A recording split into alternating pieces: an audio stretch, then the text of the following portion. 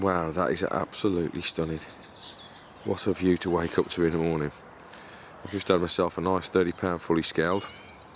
We're on the first morning now of my first night, and it went really well. I had one fish on a zig, which is a 28 mirror, and then about half an hour or so ago I had a lovely 30-pound fully scaled, which we'll have a look at in a short while.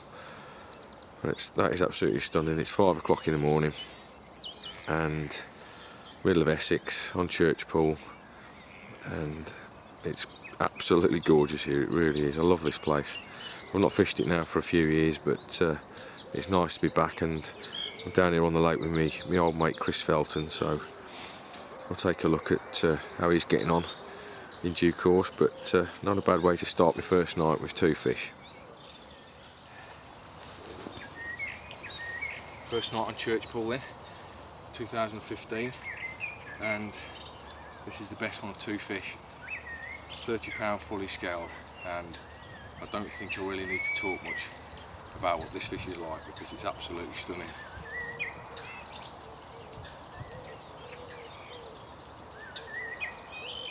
Mega fish.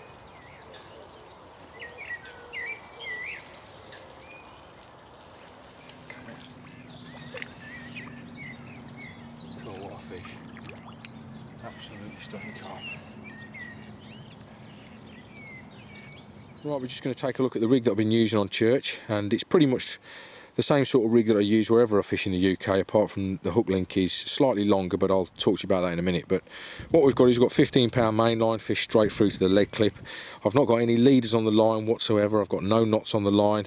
There's so much of that sort of stringy algae type weed about at the moment that any knots or anything that it can cling to, it causes you all sorts of problems if you're playing fish, getting stuck in a tip eye and all sorts of things like that. So done away with any leaders, just the mono straight through to the clip, and I've got a 3-ounce lead on there. And then we've got, this is the Nash Combi Link hook link. This is what I've been using for the last couple of years. I'm really happy with it, really confident with it.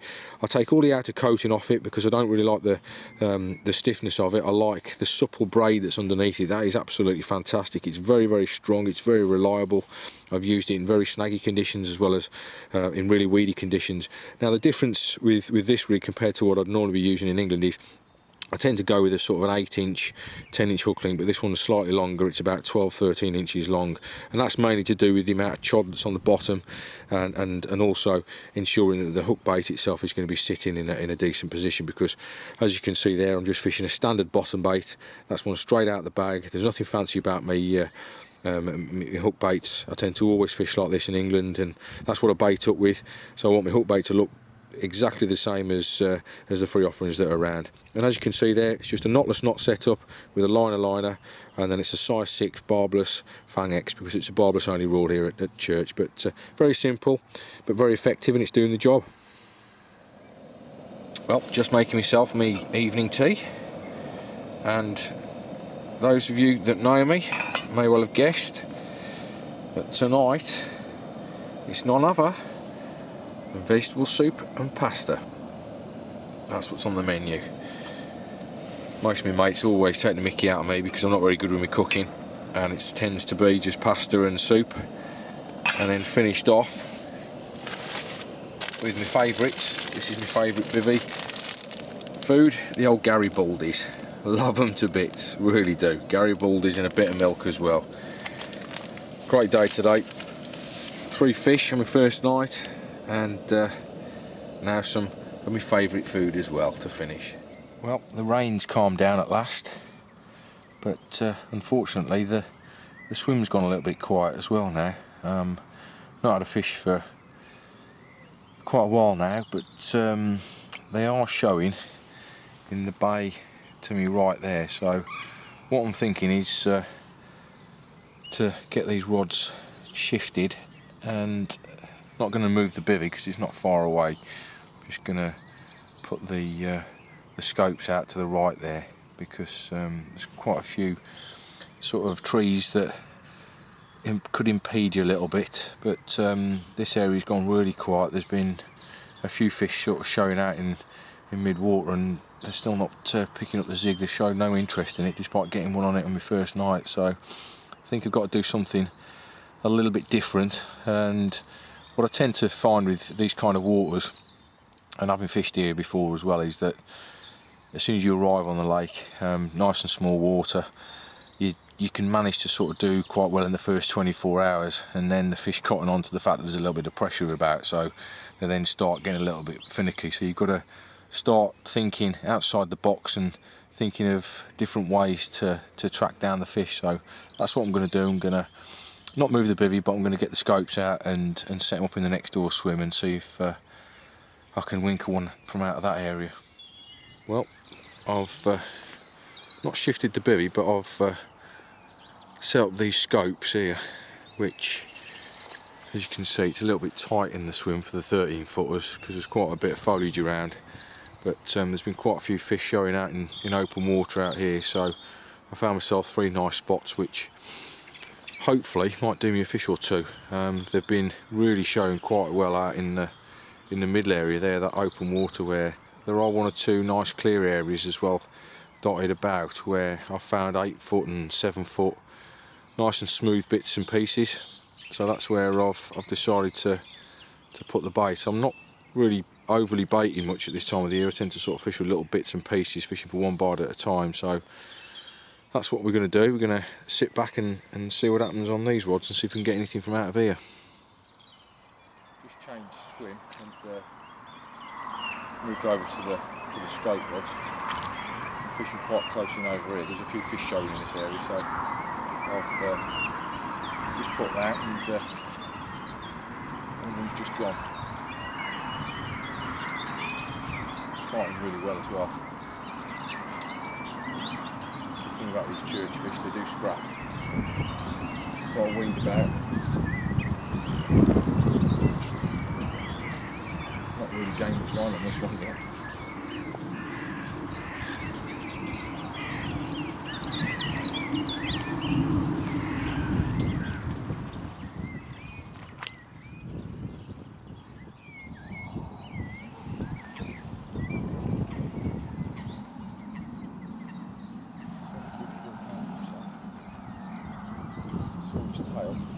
Surface and the lid came off.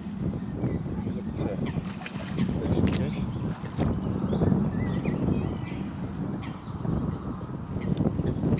Kid was saying to me on the phone the other day that at the moment there's potentially 8 different 50 pounders in here, and when you consider that only 3 years ago we had a small fish kill where the big ones all unfortunately passed away. It's certainly doing well for itself 3 years on.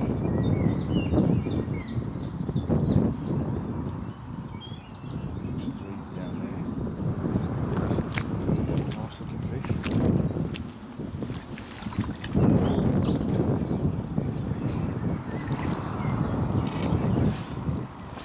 At the top could be a board. Some description.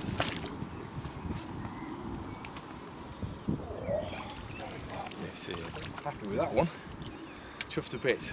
Lost a 40 yesterday while I was stalking, so I think we might have one there. It certainly looks a bit of a big old chunky one. Cool, yes. Right, everything's zeroed. There you go, zeroed it all, and I think I recognise this fish actually. I think my mate Tim Paisley had it a few years ago. I think it's his UK PB, I'm not sure though. But this one, looking at it, it's got to be about 43 pounds at least. Feeling the weight of him as well. Oh, gee, a lot bigger than that. That is 48. No, not 48. That's 45, 46, 47, 48, 48.6, I'd say. What do you reckon? Yeah, 48.6. Get in. Don't lie. Very happy. Nice. Very chuffed with that one. He's a really fantastic fish. Big old broad mirror. 48.6, you've just seen me playing at Land It on video, and I'm just going to show you to the camera now what he's like. It's a real old brute of a fish. I say an old one, it's probably not that old actually, it's probably one of the Simmos that's in it. But when they weigh 48 pounds and they look like that, and they make you smile, that is what carp fishing is all about. And I am really chuffed to bits to get that one. I really am. I came here with the objective of catching a decent sized fish, and I got a 40 the other day, but to get a 48.6 is the stuff that makes you smile a lot. So fantastic, really happy with that. Let's let him go.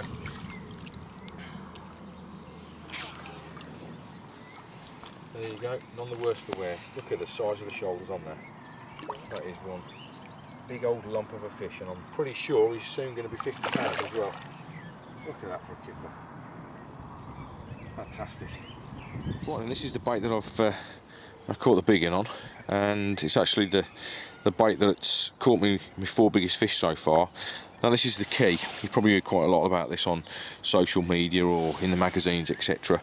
The packaging's slightly different to what you get in the shops, but this is the same bait that you can get in the shops, and this is the bait that did me 48.6 the other day, and also me 41.5 and me 230s as well. Now all I'm doing is I'm literally just fishing these hard on the bottom. I'm scattering a dozen or so free offerings around each hook bait. I mean, the fish aren't really sort of feeding heavily at the moment, they're only sort of picking at bits and pieces, so I'm not overfeeding them. And all I'm doing is just putting them straight on the hair, as you can see there, and fishing it hard on the bottom, and it's working. It is a good bait. It's a bait that's been field tested for a long time now. It's probably about 2 years ago when I first got sent some of this stuff, and at the time it was called Key 6, which is why you've got K6 written on the bag there. This is the sort of field testers packaging and that you get, and it went through various different stages.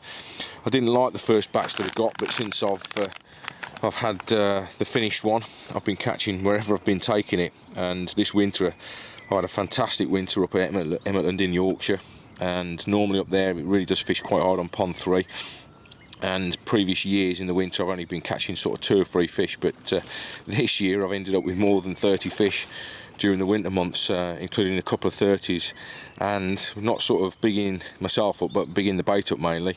There's only been one other fish out to other baits, so the point that I'm trying to make there is that if you get on a good bait early and you can get on it before everybody else, then you really can reap the rewards, because on pressured lakes especially, I think that new baits, especially really good baits, can be very effective. We've seen it with lots of different baits over the years, Scopex, squid, and you know, you get these baits and get on the water first with them, and you can really catch some of the really tricky fish off guard. So this is the key. It's not cheap.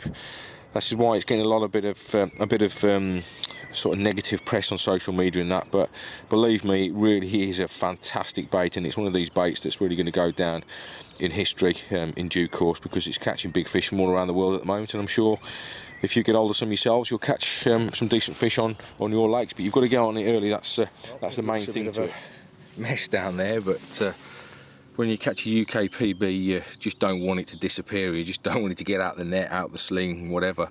So I've got the sling inside the net, and what we've got there is a fish which I believe is the 4x4, which is the biggest fish in a church lake, and it's weighed in at a new UK PB for myself, which is £56.12. So I'm absolutely buzzing, I really am. A little bit lost for words really, because it is just the most beautifulest of carp. It's got some lovely scales on it, it's lovely proportioned, and I'm very privileged and happy to have caught this. So thanks ever so much to Nashy for letting me come on this beautiful lake of his, which is an absolute paradise. It really is. It's the most stunningest of waters. And when I first started work for Nashy in the 1990s, early 1990s, I remember this lake being dug, and it literally just was a load of mud, and to see it like this now with carp of this size in is just amazing. It really is.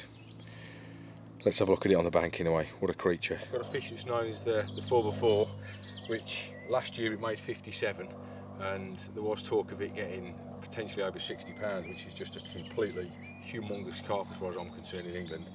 But it's weighed in at 56.12. I say a but because I'm not fussed. That's a massive fish as far as I'm concerned, and it's the most stunningest of carp as well. It's a real beautiful fish.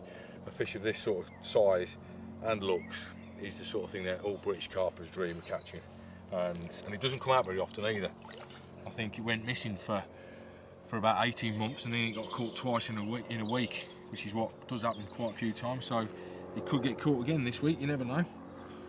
But what about that for an English grown stunning carp? It's Church Lake's finest fish. 56.12. water carp on the quay as well. So if anybody still doubts that this bait is capable of catching big fish, honestly, I can't tell you the run of success that I've had this winter, and this spring as well has just been fantastic. So I'm completely sold on it, really am. That is a rarely caught fish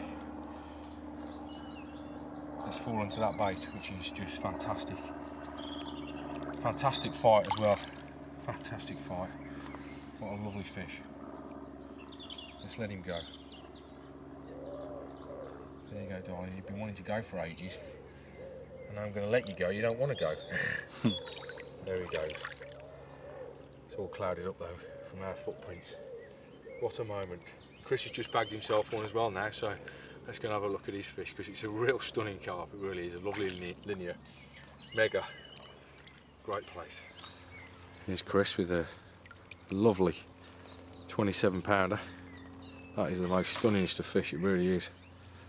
And that is definitely one of the future fish for Church Lake. Look at that, imagine catching that at 50 pound.